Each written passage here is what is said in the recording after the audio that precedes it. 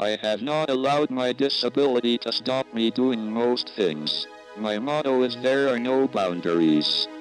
This week we say farewell to Dr. Stephen Hawking, one of the greatest minds in scientific history.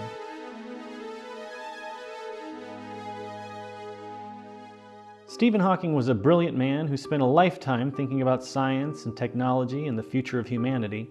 Since his death on March 14th, countless videos and articles have come out about the incredible contributions he made to the sciences. At times, he seemed to hold a dour view of our species in its present state, often comparing human beings to monkeys and pointing out greed in particular as a detrimental aspect of modern society. "We are in danger of destroying ourselves by our greed and stupidity," he once said.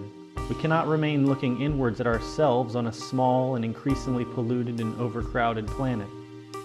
Although Hawking valued his privacy and didn't speak often about politics, he did occasionally share his fears about the future of human society. In a Reddit Ask Me Anything thread in 2015, he spoke about the dangers of unchecked capitalism and technology. "If machines produce everything we need," wrote Hawking, "the outcome will depend on how things are distributed. Everyone can enjoy a life of luxurious leisure if the machine-produced wealth is shared, or most people can end up miserably poor if the machine owners successfully lobby against wealth redistribution." So far, the trend seems to be toward the second option, with technology driving ever-increasing inequality. Hawking foresaw quite clearly the crossroads humanity is coming to when it comes to technology and capitalism. He later expanded on these ideas for a piece in The Guardian, writing, "The automation of factories has already decimated jobs in traditional manufacturing, and the rise of artificial intelligence is likely to extend this job destruction deep into the middle classes, with only the most caring, creative, or supervisory roles remaining. This, in turn, will accelerate the already widening economic inequality around the world. The internet and the platforms that it makes possible allow very small groups of individuals to make enormous profits while employing very few people. This is inevitable, it is progress, but it is also socially destructive. For me, the really concerning aspect of this is that now, more than at any time in our history, our species needs to work together. We face awesome environmental challenges: climate change, food production, overpopulation, the decimation of other species, epidemic diseases, acidification of the oceans. Together, they are a reminder that we are at the most dangerous moment in the development of humanity.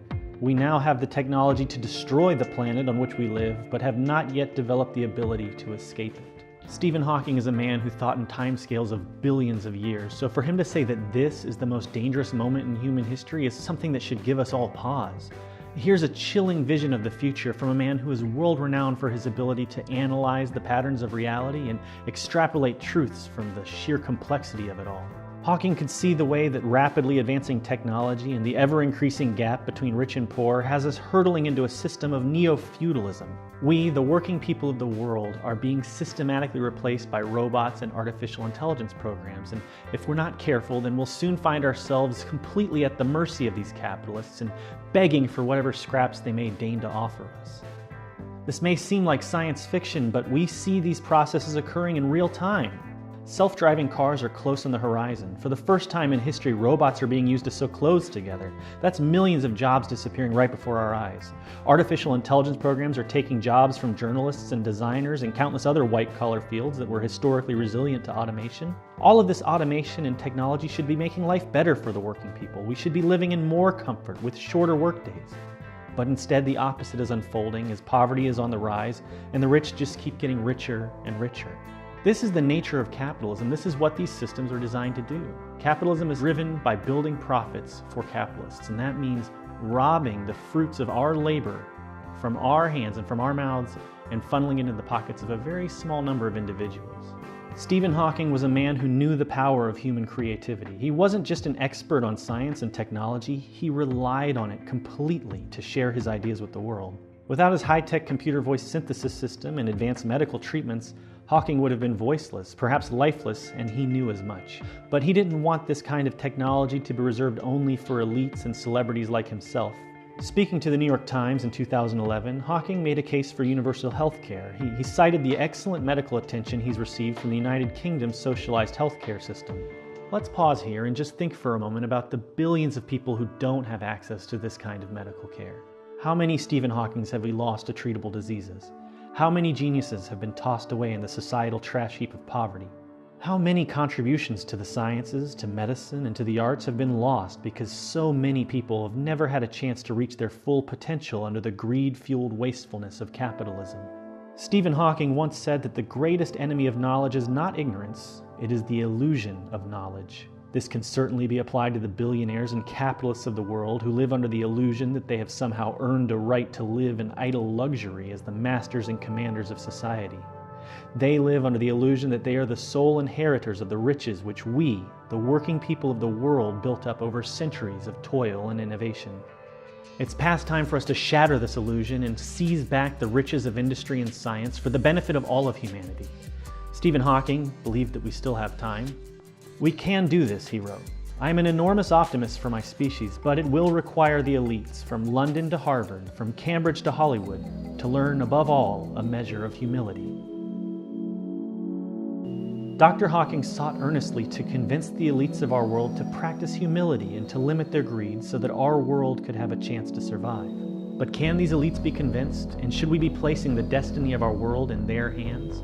We can sit idly by and beg these billionaires who've seized so much power in this world to be humble and to stifle their greed, but are they likely to listen? Have they ever listened to the outcries of the poor and the oppressed and the suffering bulk of humanity?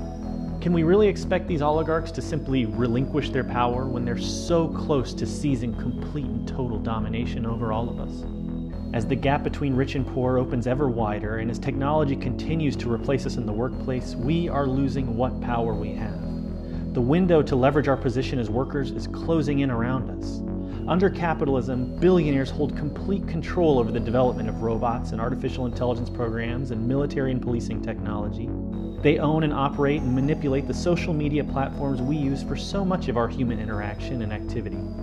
Their power is growing rapidly just as ours is diminishing day by day. We must rise up and act quickly and decisively to end capitalism, and for this to happen, we, the working people of the world, must unite. "Perhaps in a few hundred years," wrote Dr. Hawking, "we will have established human colonies amid the stars, but right now we only have one planet, and we need to work together to protect it. To do that, we need to break down, not build up barriers within and between nations. If we are to stand a chance of doing that, the world's leaders need to acknowledge that they have failed and are failing the many. With resources increasingly concentrated in the hands of a few, we are going to have to learn to share far more than at present." Goodbye, Dr. Hawking. Thanks in large part to your inspiration, those of us still trapped here on Earth will try to keep reaching for those stars.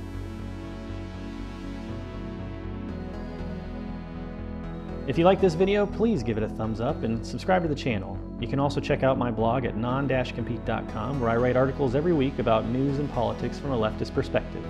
Thanks for watching.